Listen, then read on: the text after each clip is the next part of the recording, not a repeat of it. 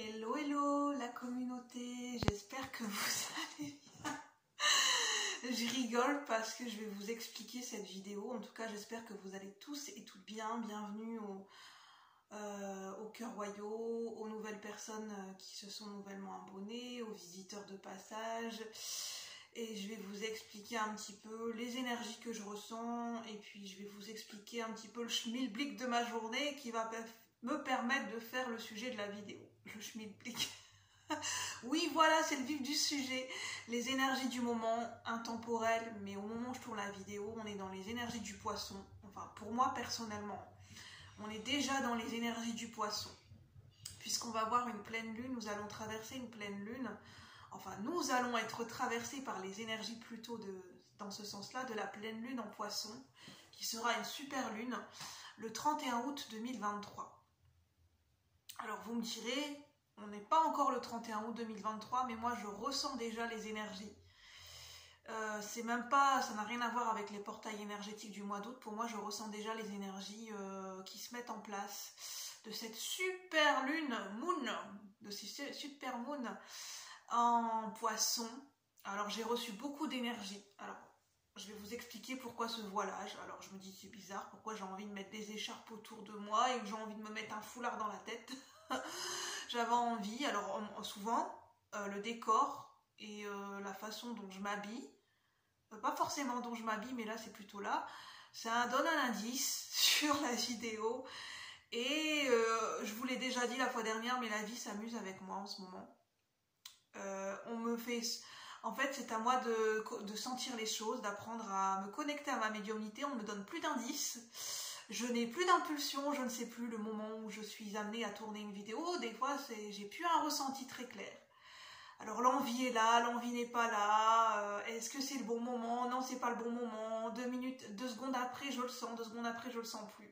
Et ça, c'est des énergies du poisson qui nous font un petit peu tourner en bourrique. Hein. C'est des énergies aqueuses du poisson qui nous demandent cette fluidité, cette adaptation ou adaptabilité en fonction des événements, en fonction de nos ressentis, nos émotions. Alors 2 minutes avant, ou peut-être pas 2 minutes, mais un quart d'heure avant, on peut être traversé par telle émotion, on a un élan, on a de l'enthousiasme, on a la joie, puis 2 minutes après, il y a un petit peu de doute, de tristesse, de repli sur soi, ou d'autres sortes d'émotions, et en fait on navigue entre toutes ces émotions, on sait plus, j'ai confiance en moi, je doute de moi, voilà, on navigue entre toutes ces énergies, c'est les énergies du poisson. Et moi ça a été ça toute cette journée. J'ai envie, j'ai pas envie, je le sens pas. Alors moi j'ai dit, qu'est-ce que je fais? Alors je fais pas, je fais pas.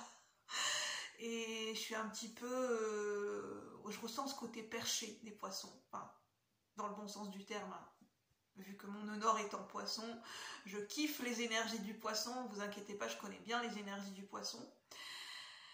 Mais ça demande à être bon navigateur, à apprendre à naviguer. Donc si vous n'avez pas votre permis bateau, je vous conseille d'avoir votre permis bateau avec les énergies du poisson. Quoique, ce n'est pas nous qui allons tenir là-bas.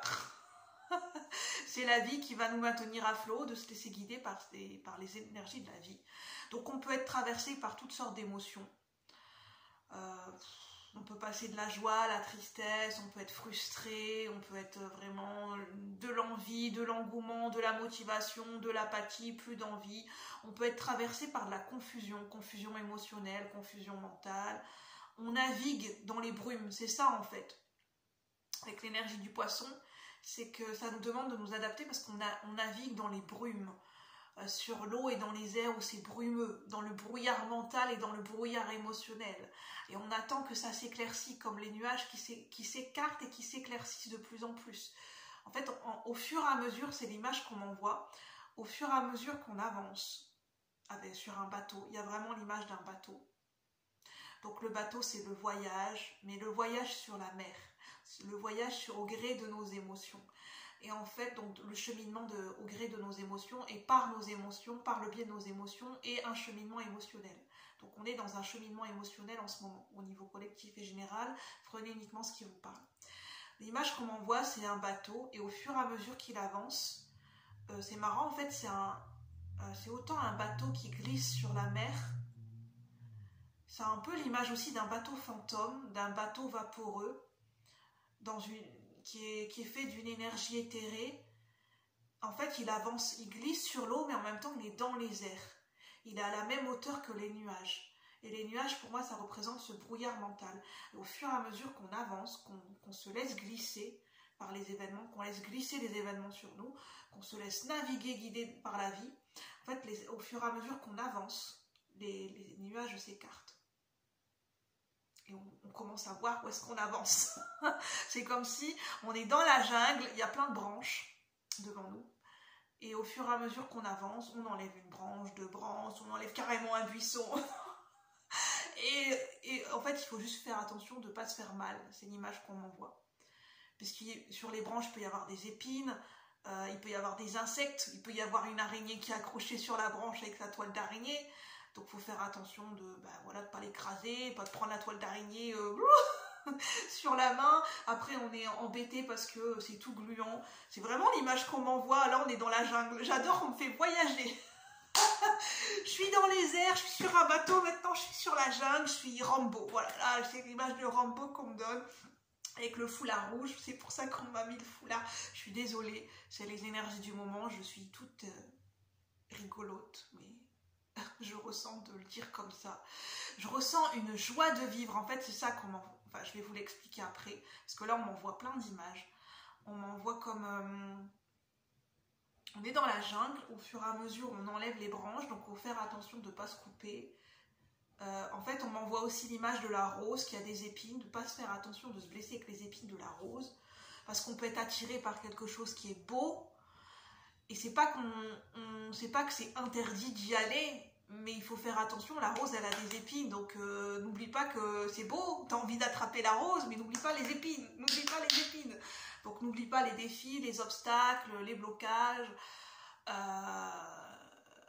voilà, que la vie, elle nous fait rencontrer des défis et que voilà, on peut être tenté par toutes sortes de choses, on peut être attiré. Il peut y avoir beaucoup d'attractions en ce moment, on peut être attiré par des belles choses, on peut être attiré par une personne, on peut être attiré par l'énergie de l'amour, être amoureux de la vie, on peut être attiré par un art, par une passion, par un projet, mais vraiment par une personne. Là, on peut être attiré par une personne. Et on a envie d'aller la voir, on a envie de découvrir, on a envie de tâter le terrain. Mais attention aux épines, attention aux défis, attention, j'entends attention aux épines. Alors les épines, ça va représenter pour nous tous quelque chose de différent, selon notre parcours. Et là, on nous parle de cheminement, que ce soit sur le bateau ou bien dans la jungle à pied. On est un petit peu dans l'énergie de Rambo, peut-être un peu guerrier, un petit peu explorateur aussi. Et qu'est-ce qu'on m'a envoyé aussi ? Et le cadeau, en fait, le but dans tout ça, si tant est qu'il y a un but, eh bien, c'est de... comment dire ? En fait, c'est de faire sortir notre plexus solaire. En fait, c'est de rayonner. C'est cette image, enfin, c'est ce ressenti qu'on m'envoie, c'est d'ouvrir le plexus solaire, d'ouvrir la poitrine, d'ouvrir le torse pour les hommes, et de faire sortir une énergie. Alors ça peut être sortir une émotion, et sous cette émotion, ça va permettre de libérer, de faire rayonner notre joie de vivre, notre curiosité de la vie, notre émerveillement, et de faire rayonner et s'épanouir notre enfant intérieur. C'est ce goût pour l'innocence, ce goût pour l'exploration, cette joie de vivre, ce pétillement, c'est pour ça que je suis dans ces énergies. Mais ça demande de cheminer à travers le brouillard mental, le brouillard émotionnel, de s'adapter avec les événements de la vie, de laisser remonter les émotions, ce marasme et ce marécage d'émotions, de les laisser remonter. Et au fur et à mesure qu'on laisse remonter toute cette boue, j'entends, toute cette boue vaseuse, tout ce marécage d'émotions, c'est vraiment ce qu'on m'envoie, ou pas que des émotions, enfin tout ce qui doit remonter, qui est un peu boueux, parce que ça a besoin d'être purgé et nettoyé au Karcher à l'intérieur de nous, c'est ce qu'on m'envoie. Et au fur et à mesure que ça remonte, que le niveau monte de la boue, en fait ça sort. C'est peut-être pour ça qu'on se sent en fait, au niveau des symptômes physiques, je ne suis pas médecin, mais ce qu'on peut ressentir au niveau des énergies, donc si vous avez des symptômes chroniques, je vous invite à aller voir votre médecin. On peut ressentir...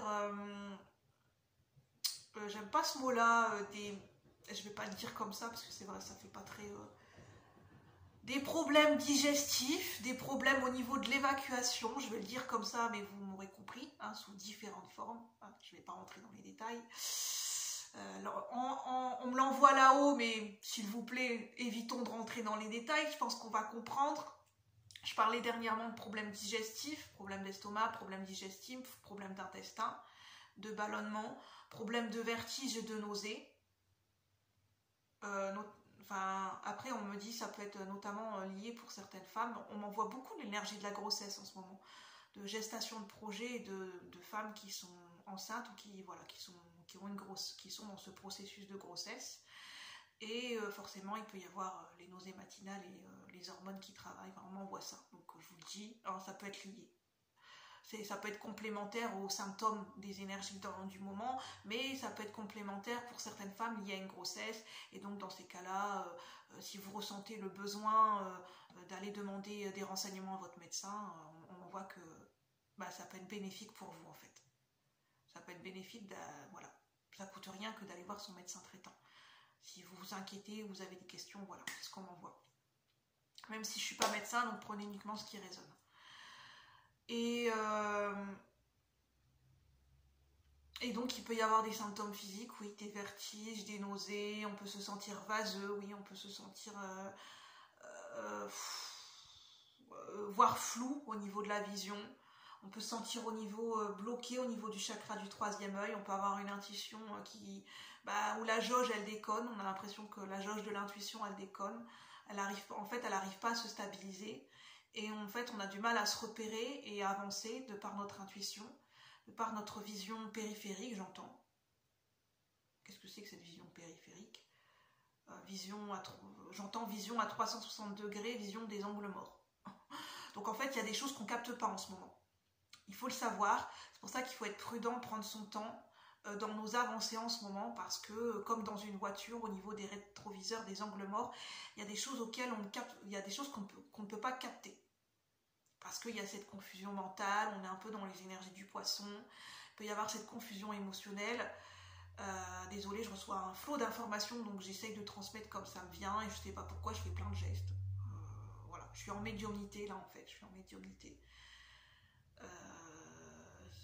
Je sens en fait des énergies qui fusent de partout, c'est pour ça qu'on m'envoie ce geste, c'est en fait des évacuations qui se font par jet. Alors je sais, ça fait pas glamour hein, quand je dis ça comme ça, mais évacuation émotionnelle, des sautes d'humeur qui se dispersent, qui sautent dans tous les flots, comme une fontaine qui jaillit, c'est ça, en fait, c'est une fontaine qui jaillit. Parce que ça a besoin de sortir de nous, c'est bout, bout. En fait, ça fait comme les remous on m'envoie d'un jacuzzi, ça fait bout, bout, bout, bout. Voilà.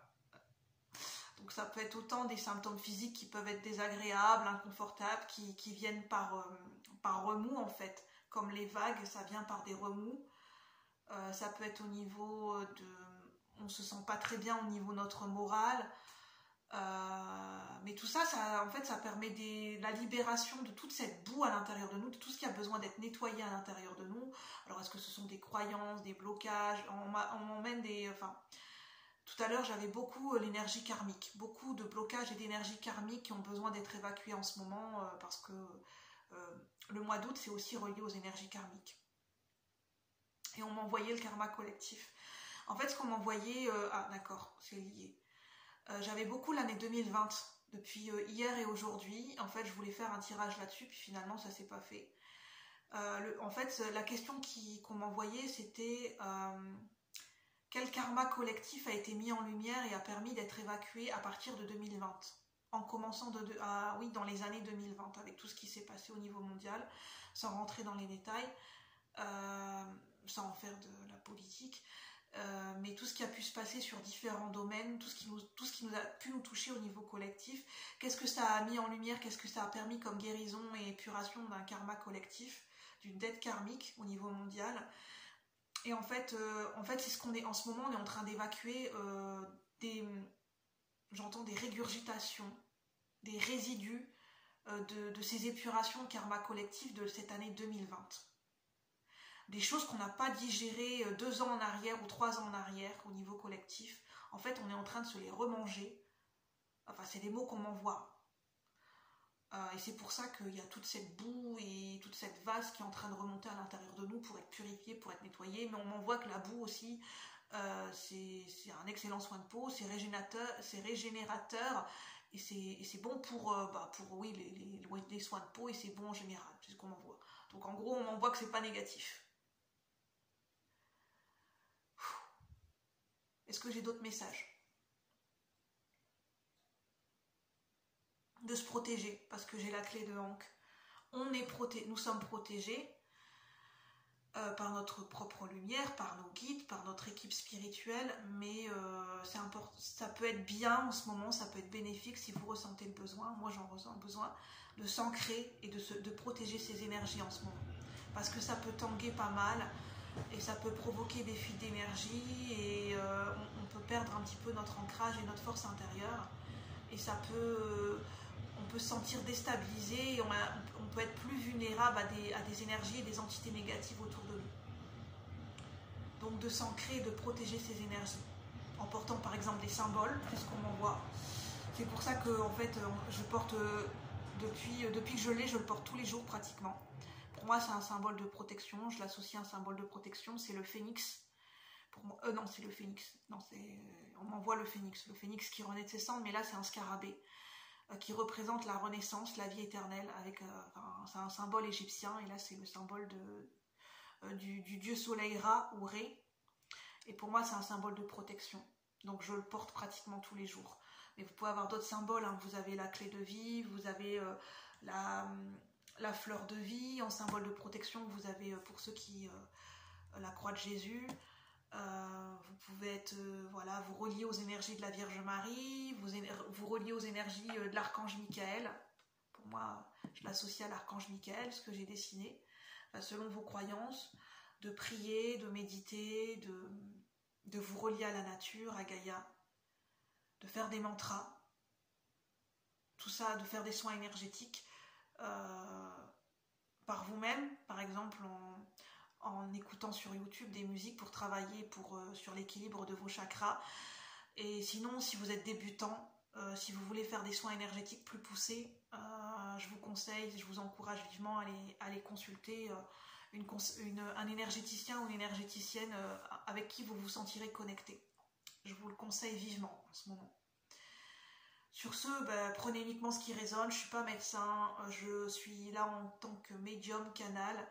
Je suis messagère, je vous transmets les énergies que je ressens à un instant T. Donc ça peut vous parler comme ne pas résonner. Et n'oubliez pas que vos choix de vie vous appartiennent. Namasté la communauté. Bye bye, à bientôt, merci. Bonne soirée.